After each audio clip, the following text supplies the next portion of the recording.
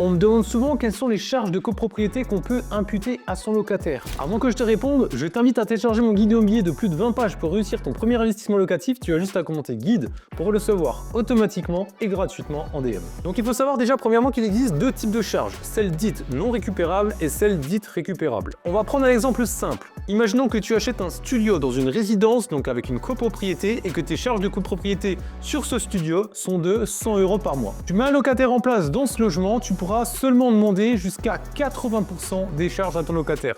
Donc 80 € par mois maximum que tu pourras demander à ton locataire. Ces charges comprennent en général par exemple l'entretien des communs, l'entretien de l'ascenseur. Attention, qui dit ascenseur dans toute copropriété dit grosse charge de copropriété.